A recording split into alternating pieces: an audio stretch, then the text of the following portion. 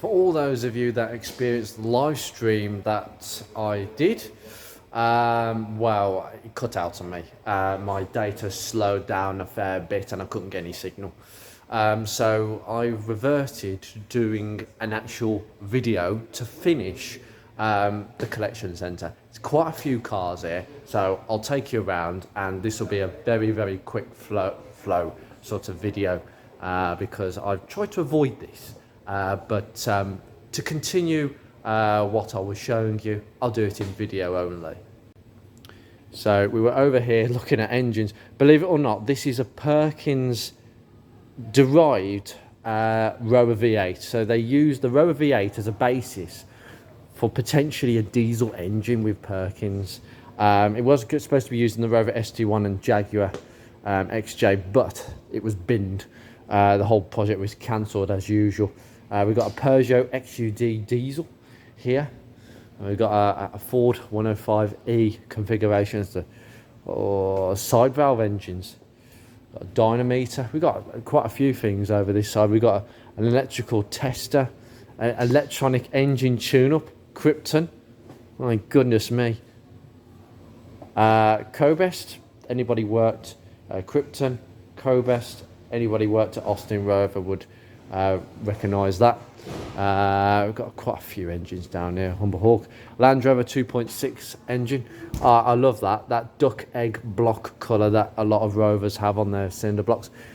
This is an S series single cylinder. I don't know what the concept was for this, but they were trying a few overhead cam designs.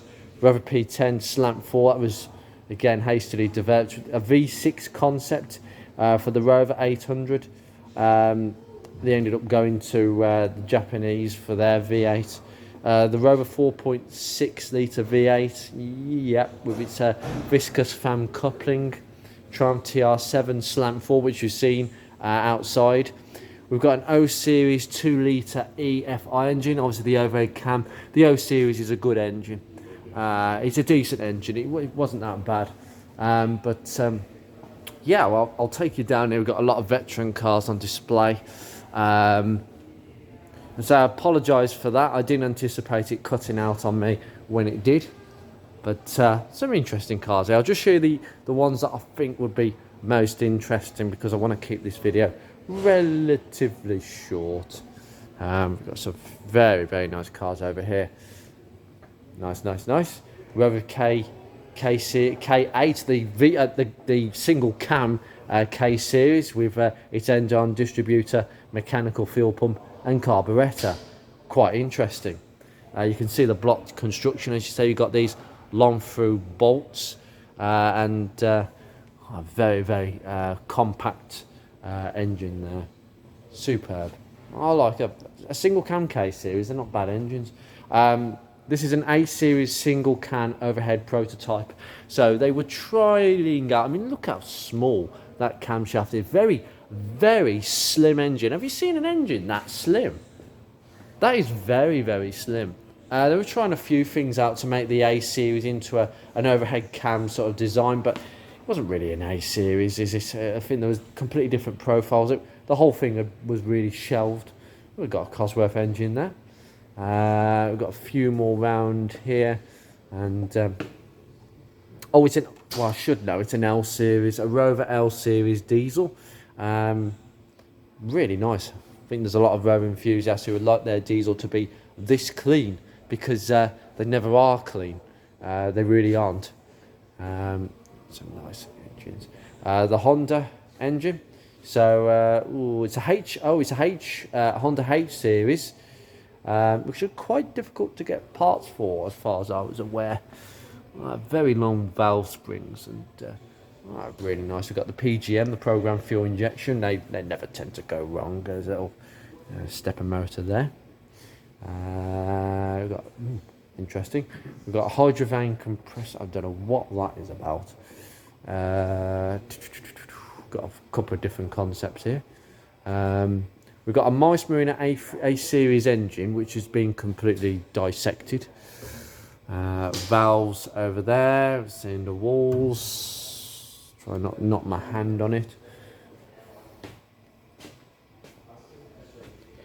So we got a 5 bearing crank. Pistons are quite small actually. You've got the rocker arms with your push rods there. Quite interesting. 4 litre Rover V8. That was the last kind of version of the engine to be used up until 2003, when it was eventually killed off. TD5 Land Rover engine. 1988 MG Montego 2 litre petrol. I love this. I'm sorry, I just find this more interesting than the cars. I just find engine technology absolutely fascinating. That's properly fascinating. We got the Rover S series engine. As I said before, it just wasn't very long lived. It was rushed, and there was a lot of failures of these engines. In fact, I think the amount of these engines that survive are few and far between. An A series, again, we got the Austin A series single cam prototype. Quite a slim engine still. They did a good job with that. Just shame it didn't go into production. Got the AJ V8. It's a superb engine, that is. You got, oh dear me, we got the Ingenium engine, which is nothing but trouble. Not a good engine. Austin Morris DX engine. That was supposed to go in the 9X prototype. An interesting one. Duratorque, Ford Duratorque. Yep, nice engine. I've got an Ingenium diesel engine. I've got a B series engine, which looks as if it was fitted to a very early Austin. 6-speed manual, sectioned. Well, I should know what this is. This is the 5-cylinder version of the P6 4-cylinder. They added another 5 cylinders. It never quite made it like many other things, but my God, that would have been a bit of a struggle getting that in the P6. They've got these side plates that you can take off. They do generally corrode, but triple carbs, that's just a headache. That's just a headache for the tuner.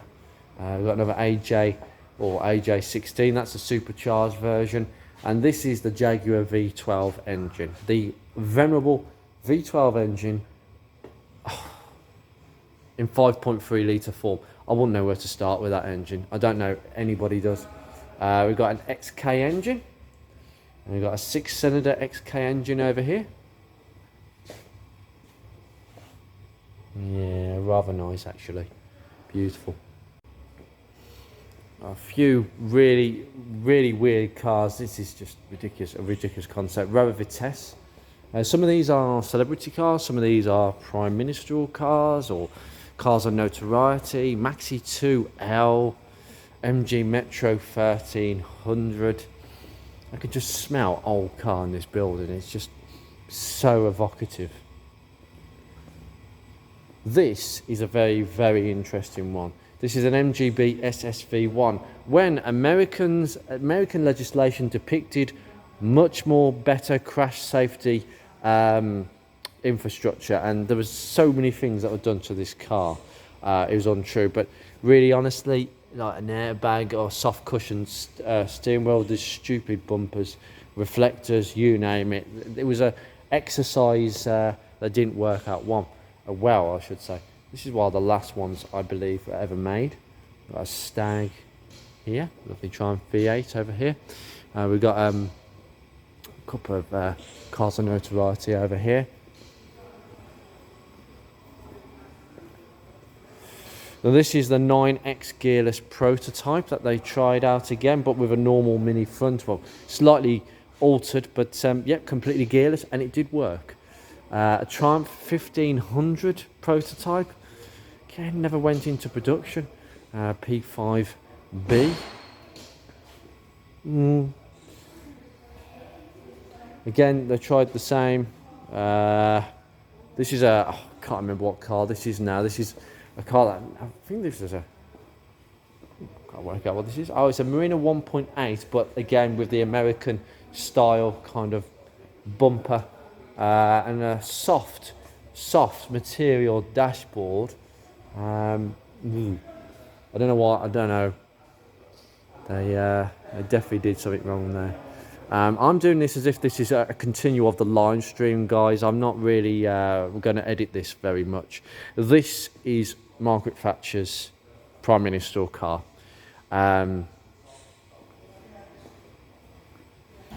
With all the patina. I didn't realise on these you got twin coils. I didn't know that on the P5Bs. And some rally cars. A Mice Minor Countryman. 1.3 Marina. 6-cylinder Rover P5. Very nice indeed.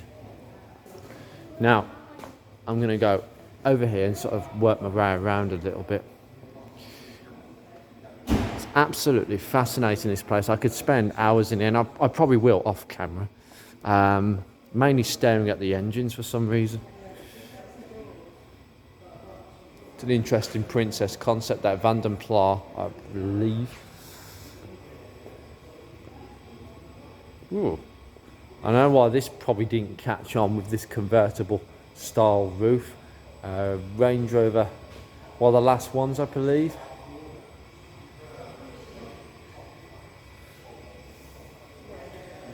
It's a Tower Estate, MG Metro, an MG Metro 9X. Okay, so again, a gearless concept that never made it into production.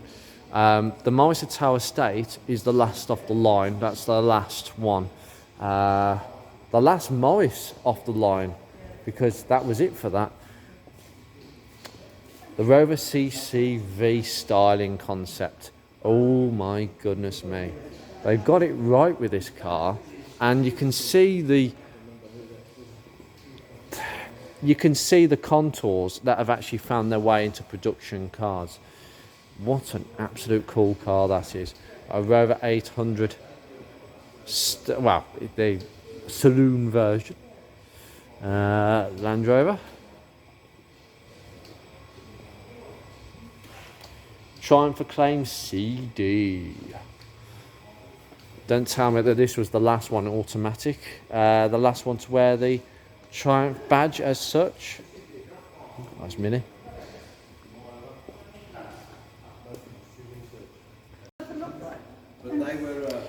Rover R3 214 SI. This was the first one off the production line. Came straight here to the British Motor Heritage Collection. These are sort of cars that they've had for a very long time. Not even registered. Not registered, nothing. But this is the last of the Montegos as signed by everybody from the factory. Love it. Still in the protective coatings, protective wrappings on the seats. This is officially the last Austin car because the Maestro had already gone out in '93, I believe. Yeah, the last connection with Austin gone. Quite a sad time, really. Quite a few Land Rovers. Not as much into my ranges. Got a Freelander over there, although probably not as significant as the Freelander that's just turned up today. Range Rover Classic here with the police. And we have the last Metro signed, of course. Got to have a look at this. Yeah. Very neat as well.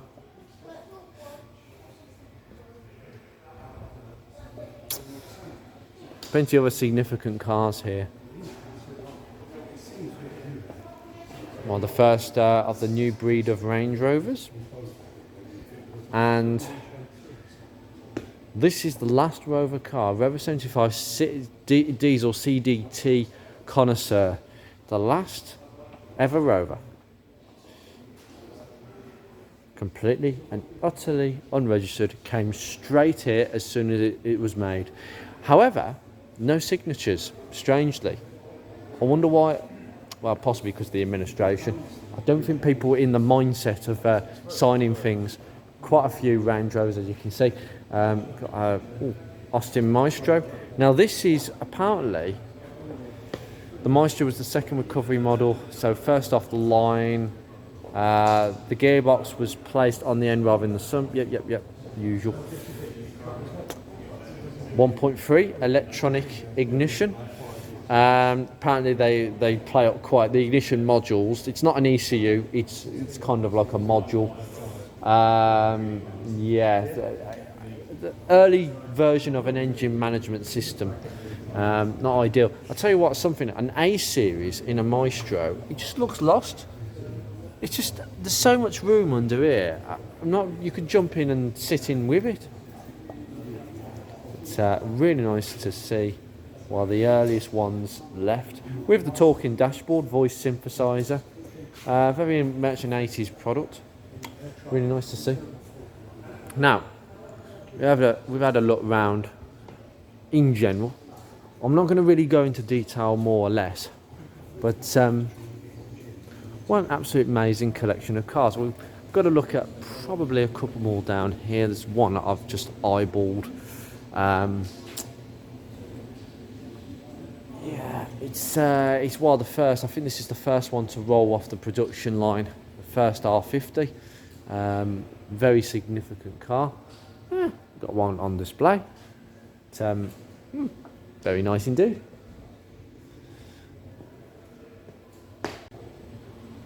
I haven't gone into great detail up here, but I'm going to spend a bit more time here off camera. But I thought I can't finish it there. We can't have the stream kill the whole thing off, and then I'm halfway through finishing. But this place is just astonishing. I actually prefer this to the museum because these are the pieces that you don't see, and usually these are pieces that are a bit patinaed.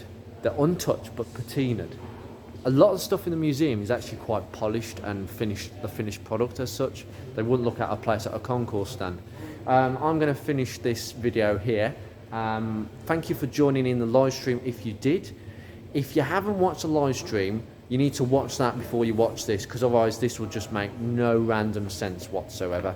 So I'm going to leave this here. You take care, guys. I will see you very soon.